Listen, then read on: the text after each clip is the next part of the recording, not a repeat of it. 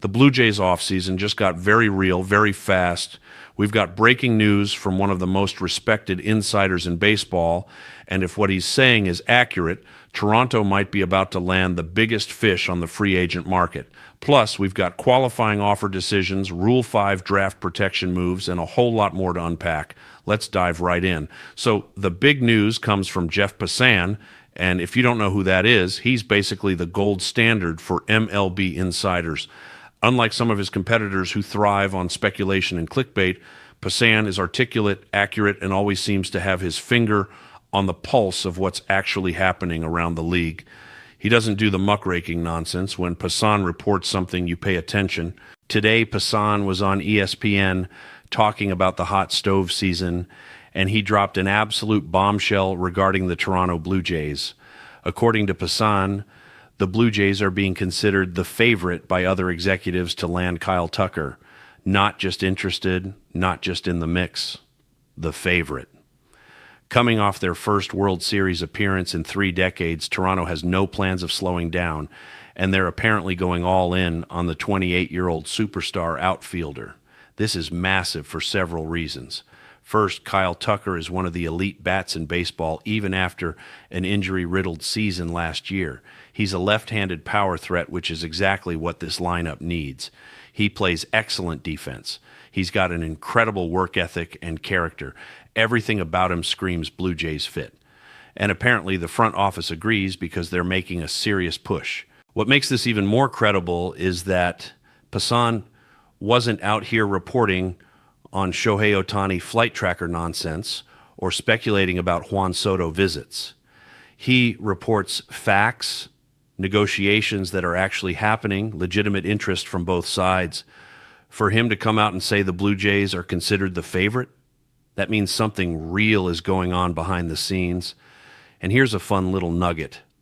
Miles Straw, Tucker's teammate in Houston, has already been recruiting him and even offered to babysit for Kyle and his wife's new baby on the way. Congratulations to the Tucker family, by the way.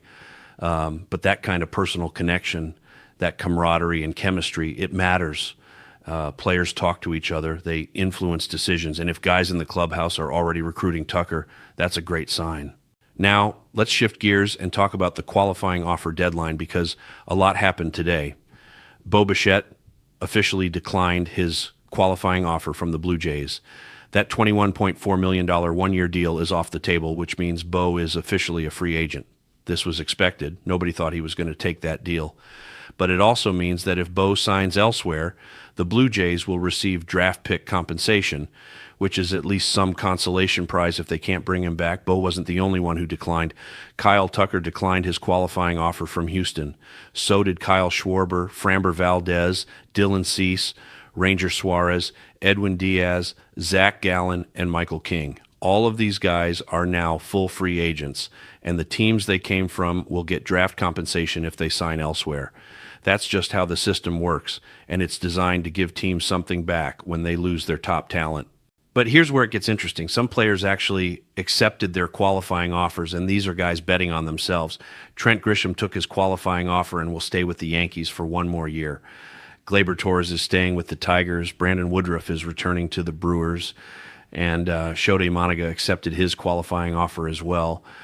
The Imanaga decision surprised me a bit.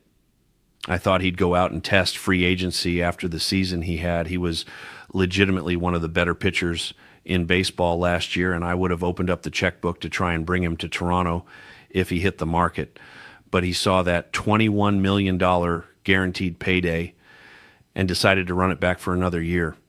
Maybe he has an even better season this year and gets that monster contract he's looking for in the 2025 to 2026 offseason. Trent Grisham had a career year, but it was really his first breakout season, so a lot of teams probably weren't ready to commit long-term money yet.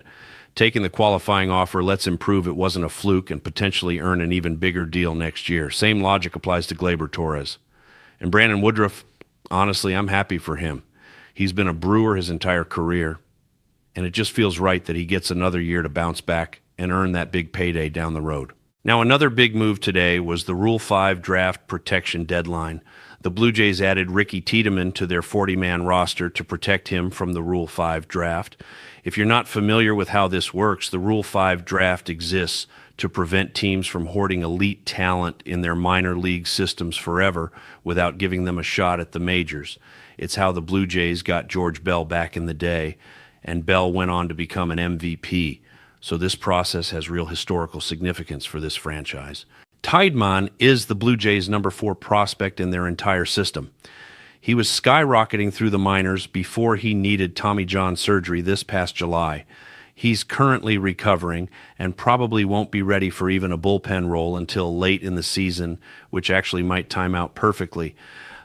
Maybe we get a second-half debut similar to what we saw with Trey Savage last year. I'm not saying it'll be exactly like that, but having a talented lefty like Tiedemann available down the stretch could be huge.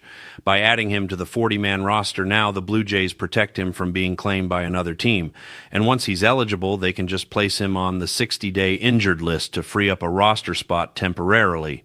This is standard procedure for guys coming back from major surgeries, and it gives Tiedemann all the time he needs to rehab properly without any roster crunch issues.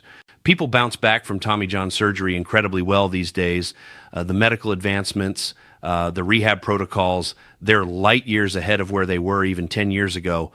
So I fully expect Tiedemann to come back throwing bullets, and I cannot wait to see what he can do at the big league level. All the talent in the world, elite stuff, and now he's officially protected and part of the organization's long-term plans. So where does all this leave the Blue Jays heading into the meat of the offseason? They're the reported favorite for Kyle Tucker, which would be an absolute game changer for this lineup. Bo Bichette is officially a free agent, and yes, there are reports that the Red Sox are knocking on his door, which would be brutal if he ends up in Boston. But the front office has options. They've got financial flexibility. They've got a roster that's 1 or 2 pieces away from being right back in the World Series conversation. Protecting Ricky Tiedemann shows they're thinking long-term about pitching depth. Pursuing Kyle Tucker shows they're thinking short-term about winning now. And declining to bring back some of their own free agents shows they're willing to make tough decisions and pivot when necessary. This is a front office that's finally being aggressive, finally making moves that match the window this team is in.